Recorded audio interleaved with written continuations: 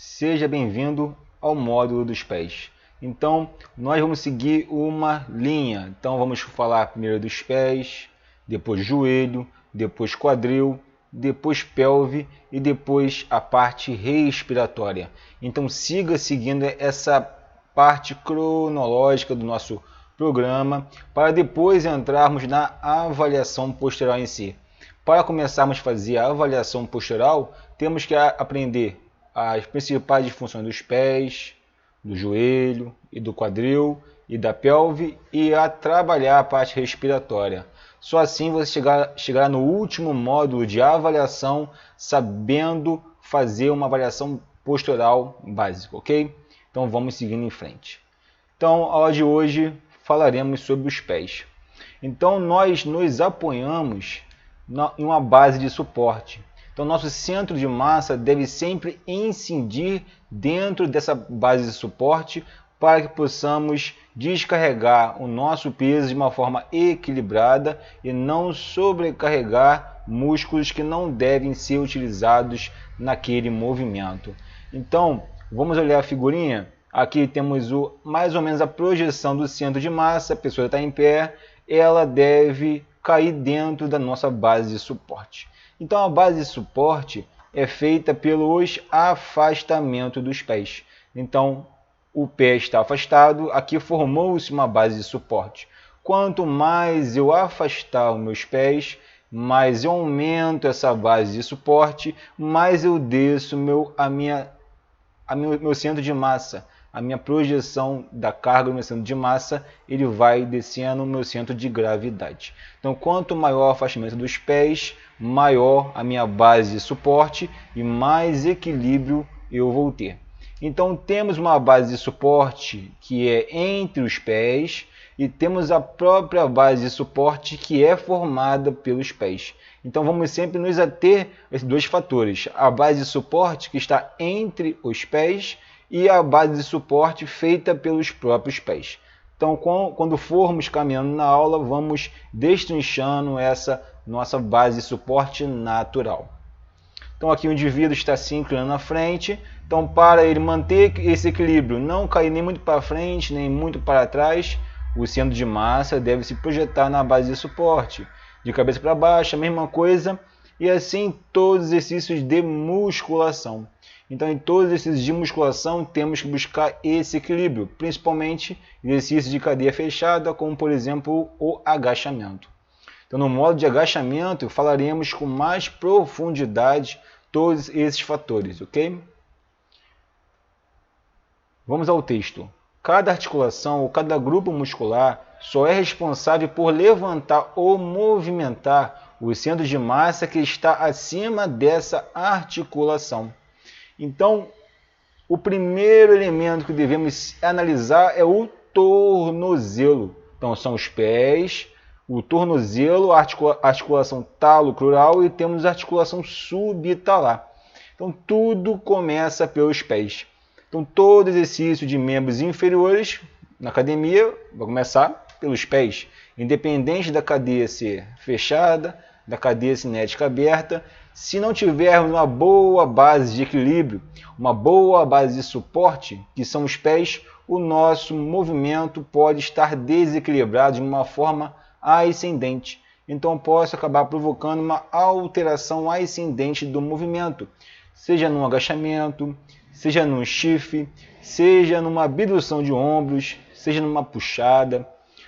Então, qualquer exercício de membros superiores e de membros inferiores, eu tenho que ter uma boa base de equilíbrio, que são os nossos pés. Então, relativamente, ela é uma base de equilíbrio estreita, mas quanto melhor estiver funcionando o sistema ativo, o músculo, o sistema passivo, o tecido conjuntivo, melhor será o nosso sistema de equilíbrio, que é controlado pela musculatura tônica postural. Então, temos a face, o tecido conjuntivo e a musculatura tônica postural que nos dá esse equilíbrio estático e o nosso equilíbrio dinâmico. Então, se nós desprezarmos os pés, estamos perdendo um bom fator de avaliação, e de correção durante os exercícios de musculação. Não podemos esquecer dos pés e tornozelo. Então, por isso que estamos começando dos pés. Então, vamos à imagem. Deixa eu só abrir minha caneta. Então, primeiro, nós vamos começar pelo pés e tornozelo. Depois, vamos para o joelho, no outro módulo. No outro módulo, vamos para o quadril, para a pelve e para o sacro. Então, nós vamos trabalhar até aqui nesse nosso módulo de membros inferiores. Porque não dá para trabalhar tudo num curso só, que é muito conteúdo. Então, o curso ficaria muito grande. E em outro módulo, vamos trabalhar a coluna vertebral, cintura escapular, ombros e cabeça. Então, nesse módulo, nós trabalharemos tornozelo, joelho, quadril, pelve e a região do sacro. Então, como foi dito anteriormente, nosso centro de massa deve se projetar na base de suporte. Então, quando estamos em pé, para que os músculos não tenham que fazer uma força desnecessária para manter nossa postura, o nosso centro de massa ou centro de gravidade deve se incidir no meio da base de suporte, na altura do navicular, na altura ali do médio pé. Então, se eu projetar uma linha no centro do corpo, então isso já dá um parâmetro para quando formos fazer nossa avaliação postural. Isso aqui é um dos parâmetros. Então, traçar uma linha no plano frontal e vamos fazer a avaliação. Então, essa projeção do centro de massa deve incidir no meio da base de suporte, para não ter uma queda anterior, que acontece muito na avaliação, e nenhuma queda posterior. Mas na avaliação, principalmente, nós temos um deslocamento anterior do tronco, onde ele fica sustentado pela linha superficial posterior, tanto a parte muscular quanto a parte miofacial. Então essa é uma alteração muito comum. Então vai ver o aluno se projetando à frente, vou fazer o desenho, abrindo o ângulo. Então ele deveria estar aqui, ele acaba abrindo, se projetando à frente. Ele fica um pouquinho inclinado, um pouquinho menos do que isso. Então ele estava aqui, ele deveria estar aqui no primeiro ponto, ele se inclina à frente e fica com o corpo menos inclinado do que eu fiz aqui, tá? Então quando eu estou em pé, meu centro de massa vai cair na base de suporte. Então todos os exercícios de musculação em pé, eu tenho que manter a minha boa postura. Então os pés na altura da espinha ilíaca, fazendo o alinhamento de coxa sobre tíbia e tíbia sobre os pés. Então, vamos começar na foto a partir dos pés, vai ficar mais fácil. Então, ó, os pés na linha da espinha ilíaca, então vai aparecer pé, joelho e pelve. Ok? Porque essa pelve aqui é muito estreita, uma pelve mais larga, já bateria em cima da espinha ilíaca antero superior. Então, eu devo manter o elemento mecânico de coxa sobre tíbia e tíbia sobre os pés. O meu pé, quando estou em pé, ele deve manter um arco longitudinal normal. Ele não pode ser nem muito acentuado e não está muito acentuado e nem muito caído. Então tenho que manter uma tensão contínua do meu arco longitudinal medial. O joelho deve estar em 20 graus de flexão. No modo de joelho, veremos por que o joelho deve estar em 20 graus de flexão quando eu estou em pé realizando um exercício de musculação, ok? Não é na postura diária. Na postura diária, nós acabamos fazendo uma extensão completa e descarregando o peso um pouco na cápsula posterior e um pouco nos músculos posteriores, como o gastrocnêmio e como os isquiotibiais. Então, mantenho 20 graus de flexão de joelho, se eu for realizar um exercício em pé, minha pelve neutra, escápula neutra, queixo para dentro e olhar no horizonte. Então, estou olhando para frente aqui, ó, olhando no horizonte, ok? Então, devo manter toda essa postura.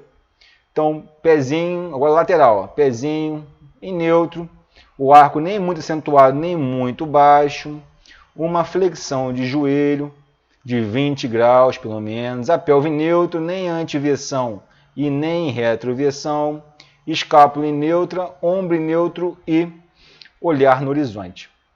Então, na avaliação, geralmente passamos uma linha lateral, ela deve passar à frente dos maléolos, no meio do joelho, no fêmur, no trocante maior, vai passar Deixa eu só apagar aqui meu...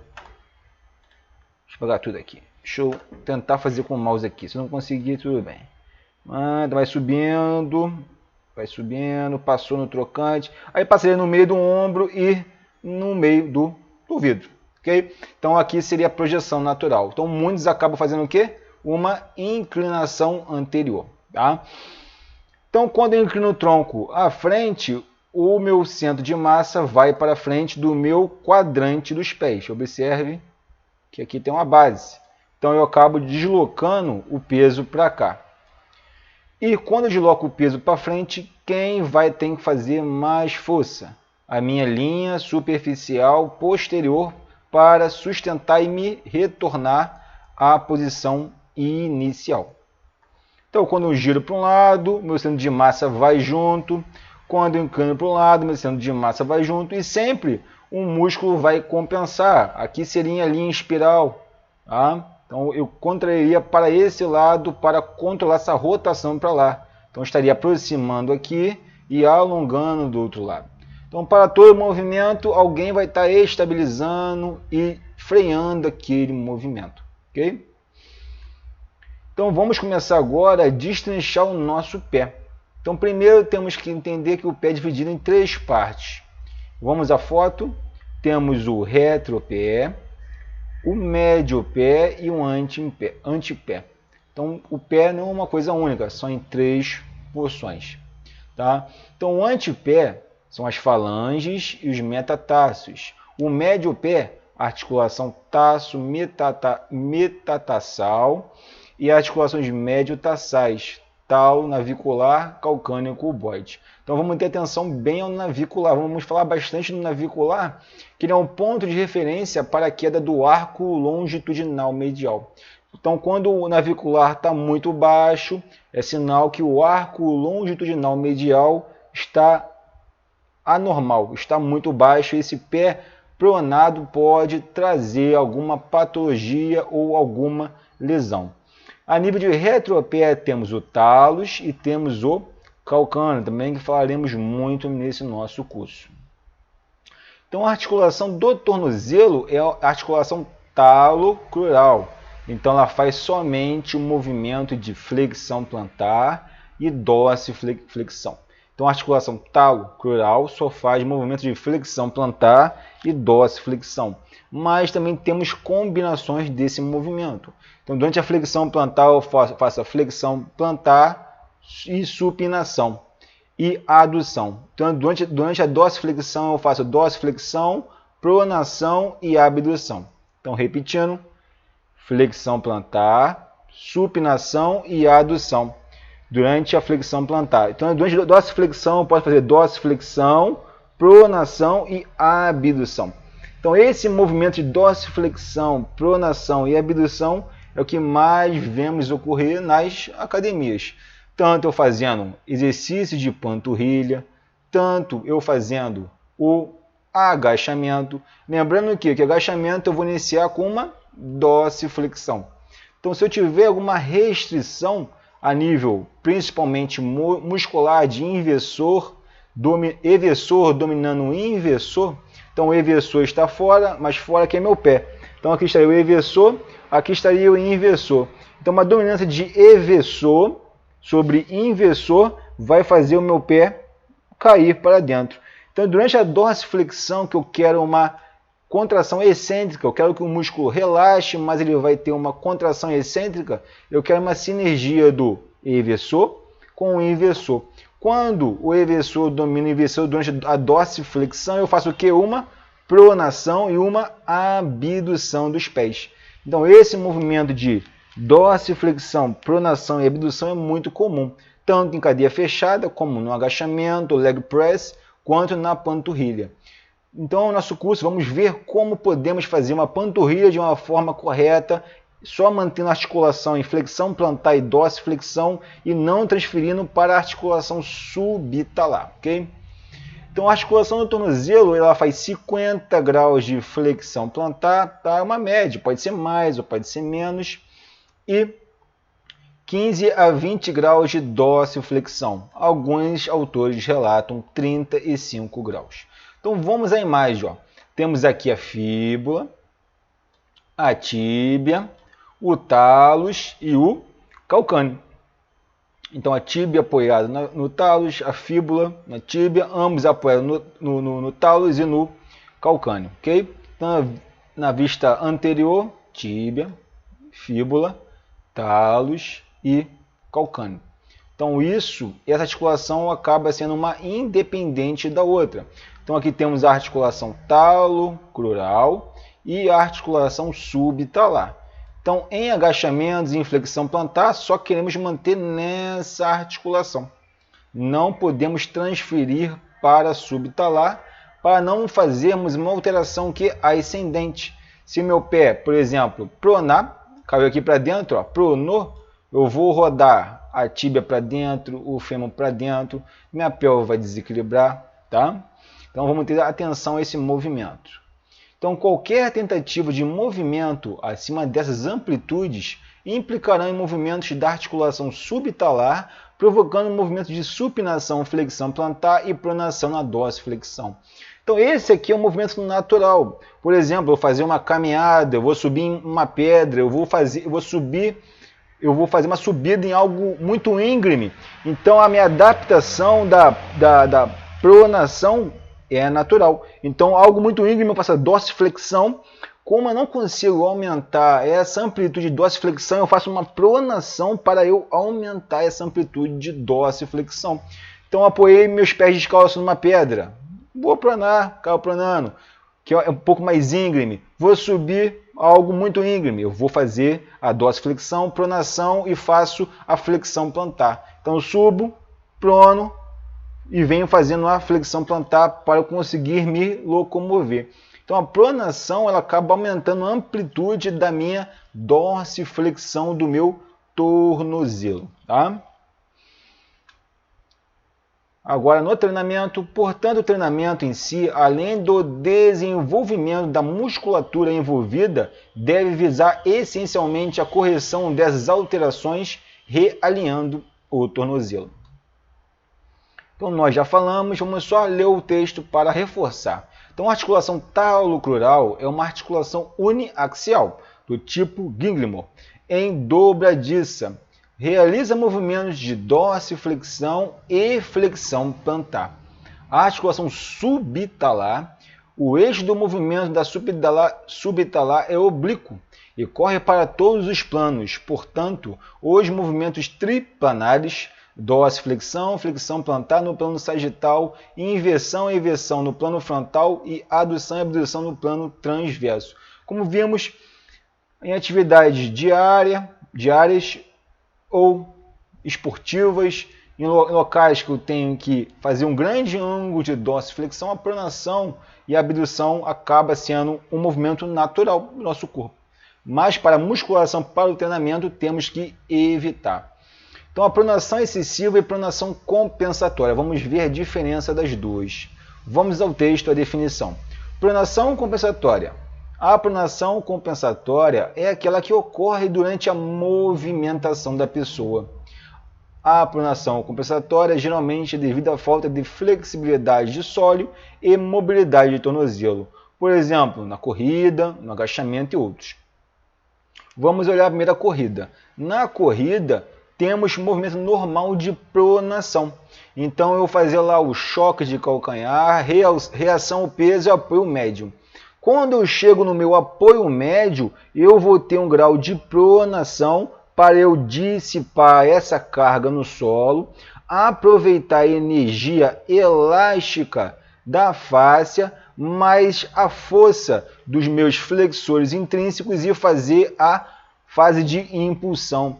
Então esse movimento na corrida do arco, deixa eu ver aqui, do arco longitudinal medial. Então aqui teria o arco longitudinal medial no meio navicular. Então essa queda na corrida é normal. Então eu vou descer, eu fiz lá o choque de calcanhar, se eu entro com retropé, tá? Tem pessoas que entram com médio pé e antepé. Mas vamos no retropé. Entrei com retropé, choque de calcanhar, reação peso, apoio médio. Quando eu vou para o apoio médio, eu faço a queda do arco longitudinal medial, dissipo essa carga no solo, a musculatura e a fáscia vai absorver pouca carga. Daqui vai ter energia elástica que vai ressupinar meu pé. Nessa ressupinação, eu vou aproveitar os meus músculos intrínsecos também para puxar o chão, para ir para a fase de impulsão.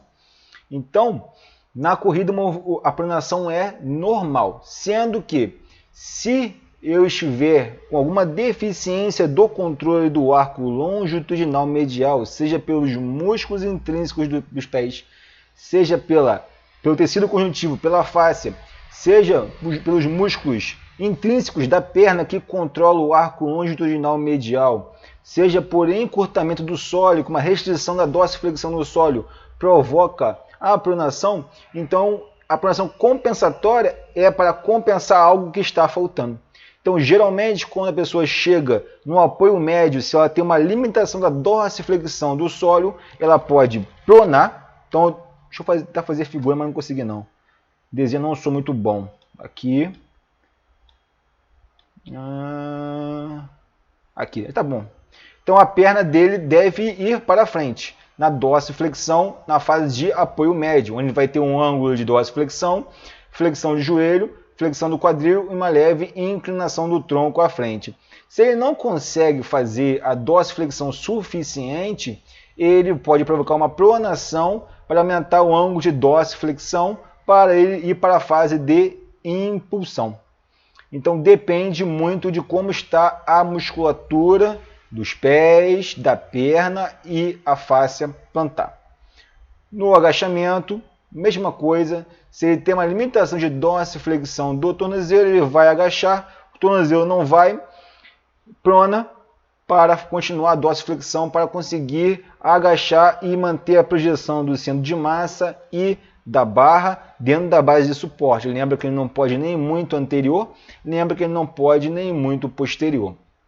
Já a pronação excessiva é o pé, mesmo uma pessoa em posição estática está completamente pronado. Então tem pessoas em posição estática, na avaliação, ela está com o pé totalmente pronado, o arco longitudinal medial totalmente desabado. Então essa pessoa, quando vai fazer o movimento dinâmico, ela tende o quê? A aumentar essa pronação. Então ela já é excessiva em posição estática. Quando ela fazer o movimento dinâmico, ela aumenta esse nível de pronação. Então, a maioria absoluta dos indivíduos apresenta alterações em pronação ou supinação dos pés, que produzem alterações ascendentes nos joelhos e quadril. Então, nós encontramos na academia, vocês também vão encontrar muito, e já encontram muitos alunos com problemas principalmente de pronação. Então, muitos reclamam de metatarsalgia, muitos têm a joanetezinha ali do dedão, então o hálux dela é um hálux valgo. Muitos alunos vão ter um esporão de calcânio, muitos têm uma fascite, muitos têm tendinite de calcânio, muitos têm a canelite. Por quê? Algum problema em nível local ali nos pés e na perna ou a nível global de quadril. Então, é tanto local quanto global. Então, temos que estar sempre atento aos dois níveis, tanto local quanto global. Então, pé, joelho. Pé local, joelho e quadril já está mais global. Mas lembrando que o joelho está no meio do caminho. Então, o joelho praticamente não faz nada. Ele vai sofrer com um problema no quadril e também com alteração no pé. Então, se eu fazer aqui um joelho, ó, joelho, nosso pezinho. Então, qualquer alteração aqui e qualquer alteração aqui vai sobrecarregar onde? O meu joelho, ok? Deixa eu só tirar aqui. Então, vamos ver agora a distribuição de carga nos pés. Então, o talos recebe a força da gravidade. Os esforços que eles são transmitidos pela perna, a partir daí é uma repartição de carga entre o retropé e o anteopé. A linha de gravidade cai sobre o médio pé, um pouco à frente dos maléolos. Então 60% da carga estará no retropé e 40% no antepé. Qualquer alteração na descarga de peso pode provocar uma sobrecarga para o retropé ou para o antepé. Então, na avaliação, se eu descarregar mais o peso para um lado, um pé vai sofrer mais, para o outro vai sofrer mais, para frente, o antepé, para trás, o retropé. Então, em posição estática, como vimos anteriormente lá no comecinho, então aqui a projeção, isso aqui é muito importante, porque nós sabemos. Qualquer exercício que eu estou com a barra nas costas ou acima da cabeça, eu tenho que fazer essa projeção que vai cair dentro da nossa base de suporte. Então isso aqui vai servir para todos os exercícios para sempre. Então essa informação, gravando, você nunca mais vai errar. Então a linha da gravidade vem, tem que incidir sobre nossa base de suporte. Quando a carga vai entrando pela perna, uma parte vai para o antepé, nós já vimos ali, é 40%, não é isso? Isso. E 60% vai para o retropé. Então, o arco longitudinal medial, ele vai servir como um dissipador e carreador dessas forças. Quanto melhor estiver meu arco longitudinal medial, mais essas forças irão ser levadas para ser dissipadas sobre uma maior área de contato. Então, se eu tenho uma pressão sobre uma maior área de contato, eu tenho uma menor sobrecarga. Então, vou falar força que fica melhor. Então, eu tenho mais força, uma grande força aplicada sobre maior área de contato, eu tenho uma menor pressão. Se eu tenho a força aplicada sobre uma menor área de contato, eu tenho uma maior pressão. Então, para uma grande força aplicada sobre uma maior área de contato, menor pressão. Uma grande força sobre uma menor área de contato, uma maior pressão.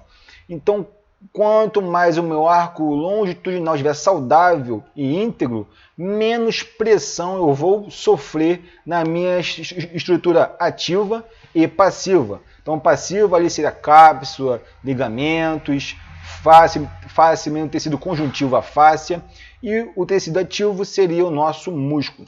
Então, por isso que é recorrente em muitos casos de lesões. Já falamos, metatarsalgia, fascite plantar, esporão, pela má distribuição dessa carga e dissipação. Então, quanto mais o meu arco longitudinal é baixo, pior será essa dissipação.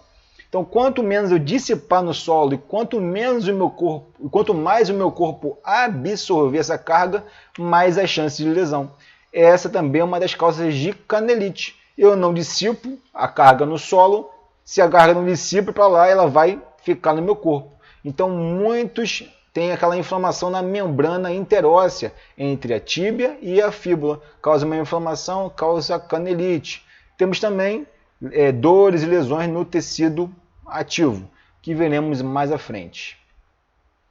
Então, o pé repousa sobre o chão por 4 pontos de apoio, ou 3 pontos. As cabeças do primeiro e quinto metatarsos e as tuberosidades interna e externa do meu calcâneo. Então, eu apoio aqui, primeiro apoio, segundo apoio, terceiro apoio. Aqui é o centro, onde já viu anteriormente. Então, aqui vai ser o meu quarto apoio. Então, eu faço o meu tripé, tá? Então, pode ser 3 pontos ou 4 pontos pelo centro, ali do talos e do calcâneo. Então, eu tenho o meu tripé. Quanto melhor estiver esse tripé, melhor vou estar, mais estável estarei e menos carga irei receber, mais carga irei dissipar. Então, temos indivíduos com pé normal, temos indivíduo com o pé pronado e temos indivíduo com o pé supinado. Então, o arco longitudinal, medial, aqui lateral e aqui o transverso. Observe que faz uma estrutura como se fosse um balão, um paraquedas, desculpa. Então aqui, imaginar que é um paraquedas. Então aqui uma pessoa tranquila lá no paraquedas. Então, quanto melhor esse meu paraquedas, mais tranquilamente eu vou descer lá, que eu saltei, abri o meu paraquedas e eu vou descer. Então, quanto mais ele tiver com essa curvinha, melhor. Quanto menos ele tiver, ele vai descer o quê? Mais rápido. Então, o pé é a mesma coisa. Quanto mais o arco estiver íntegro, aqui ele vai receber carga. Então, ele vai recebendo carga. Então, ele consegue deslocar, descer mais tempo e voltar. Quanto menos íntegro, mais reto, perpetuamente pronado, olha de carga quanto ele já recebe direto. Então ele não consegue o quê? Descer, dissipar e voltar. Como ele não desce, dissipa e recebe a grande parte da carga. Daí vem as lesões. Então por isso que o pé temos que estar muito atentos a ele. Então uma frase de Marcel Benfet: os apoios dos pés sobre o chão condicionam toda a estática. Não existe boa estática sem bons apoios, seja as deformações dos pés causa ou consequência de uma estática inadequada. Então vale a reflexão. Então os eixos cruzados dos pés provocam uma independência do retropé sobre o médio pé e antepé. Nossos pés têm uma capacidade de torção nesses eixos, não sendo uma plataforma rígida, se adaptando à estrutura onde está apoiado e adaptando-se ao terreno. Então, como eu falei lá no começo, então eu estou em terrenos diferentes, meu pé se adapta. Daí podemos trazer para a musculação. Então, qual a importância de eu treinar descalço para fazer os meus exercícios, principalmente dos membros inferiores? Então, lembrando que nos pés nós temos vários receptores. Então, quanto melhor o meu contato dos pés no chão, aumento a minha sensibilidade e começo a recuperar essa musculatura intrínseca que fica tão adormecida, que fica tão mal estimulada pelo uso excessivo de tênis, sapato. Então, nós perdemos essa sensibilidade dos músculos intrínsecos dos pés. Então, temos receptores, nós vamos começar a reconhecer o terreno e adaptar nosso pé novamente ao terreno. Então, eu treinando descalço, eu vou ter mais do que estabilidade se eu souber fazer corretamente as manobras que nós vamos ensinar e souber e fazer nossa parte de alongamento, soltar a musculatura que está encurtada e alongar a musculatura que está encurtada e fortalecer a musculatura que está alongada. Então, no pé pronado, principalmente, vamos ter os eversores dominando os inversores. Então, eversores estão encurtados, inversores estão alongados. Então, o arco plantar desempenha um papel de amortecedor, indispensável para a suavidade da marcha e corrida. O arco plantar deve ceder o necessário no exercício de musculação para membros inferiores, na fase excêntrica, e voltar a se contrair na concêntrica.